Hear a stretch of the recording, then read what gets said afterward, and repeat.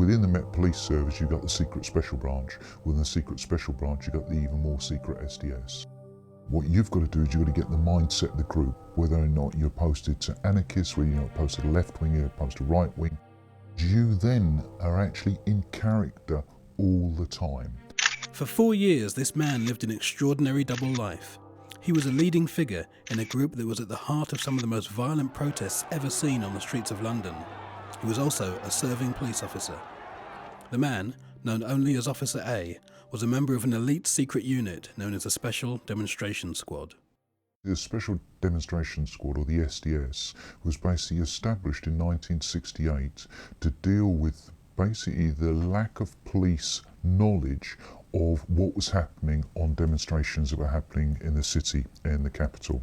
Wherever public disorder has basically been highlighted, that's where an SDS officer goes. And yes, at any one time there's a maximum of 10. So I was deployed against an individual and associates of this individual who every single time there was a demonstration, lo and behold, this person who all we had was a name and where he thought he was there. So I had to get alongside him, think, is he actually what they would regard as a subversive, a target, an agitator? And if he is, that's roughly where the Met Police would send you. So how do you go about establishing your undercover identity? Well, basically what you first do is the Day of the Jackal routine. It's sort of been done to death. You get the death certificate and resurrect somebody who's died as a child. But basically what you then have behind you here is the flat. That's what actually turns just a bit of paper, the meat, into a living, breathing human being. So I went to a college to start off with, and that's where I met most of my targets. And then because I ended up joining the Youth Against Racism in Europe and Hackney and Islington, this was a perfect flat for the location. You did get to quite a high level within the YRA. Yeah, well, I became the branch secretary for the area we're now actually standing in. So yes, no, I was trusted and went on into the organisation.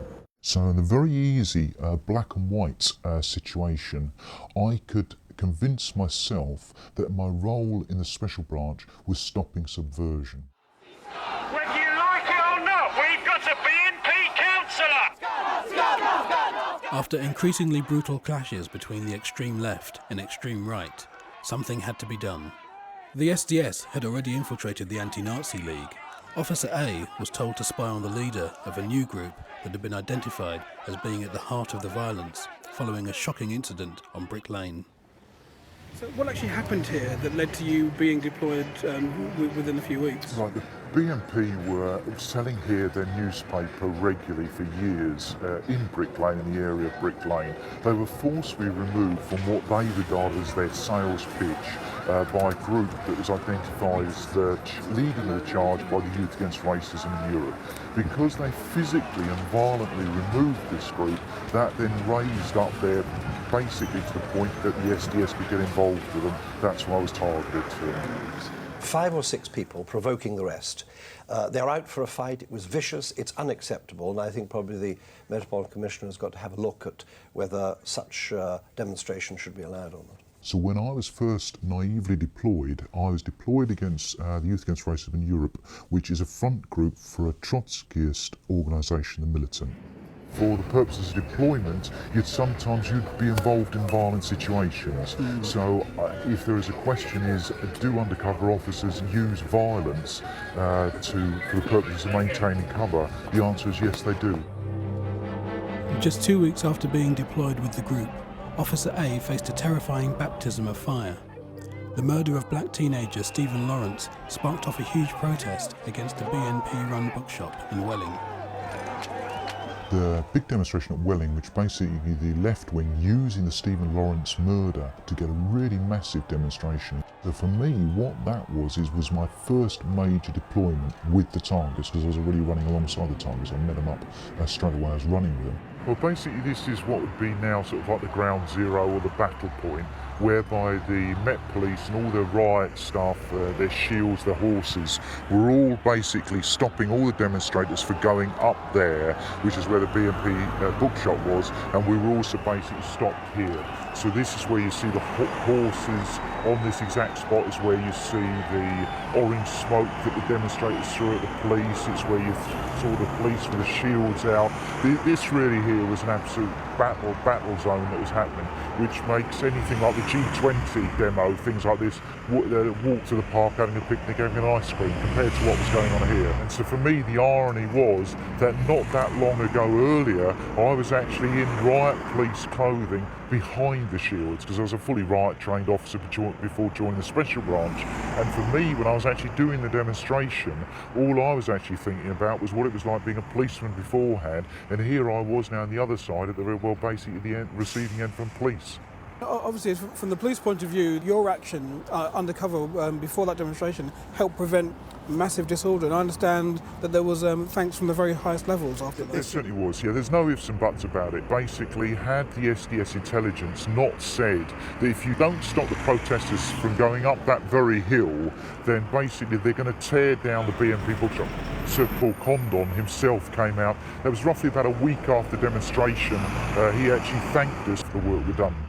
You have a set of pressures that are extraordinary at the beginning, because you want to infiltrate these people, you have to infiltrate these people, and that's an entirely different pressure. All the groups, be it the ALF, BNP or the left wing or any other group, they are all anti-police. That is the only common trait we all have, is they hate the police with an absolute vengeance. So you have to be able to succeed in a hostile police environment. So I was identified by the police on demonstrations. The police were hunting me out in demonstrations. I was being actively targeted by the British National Party. So what you then have is a magnitudinal pressure of just constantly looking out for people who are after you. A year earlier, riots had erupted in Los Angeles after the notorious beating by police of an innocent motorist, Rodney King. With the bungled investigation into the murder of Stephen Lawrence and increasing anger about black deaths in police custody, the Met were terrified that they were on the verge of losing control of London. Kennington Police Station was the scene of a major campaign following the death in custody of Brian Douglas. You wicked murderer! You kill him like a dog! You dog! A few months after the death of Brian Douglas, there was indeed massive disorder outside Brixton Police Station following yet another death in custody, that of Wayne Douglas. Less than 12 months, them killed 3 black men. Public anger grew further still when inquests into the two cases ended with verdicts of misadventure and accidental death. As the Youth Against Racism in Europe's focus shifted to support the campaigns against deaths in custody, Officer A began providing intelligence on these so-called black campaigns. The remit was that the campaign should not be allowed to become big enough to lead to disorder on the streets, but Officer A struggled to justify his actions against these new targets.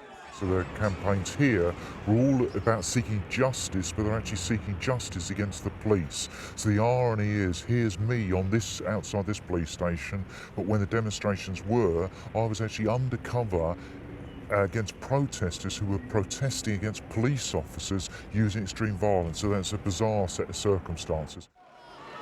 2 years later, the political and personal pressure on Officer A reached its peak with the announcement of a public inquiry into the death of Stephen Lawrence by Sir William Macpherson.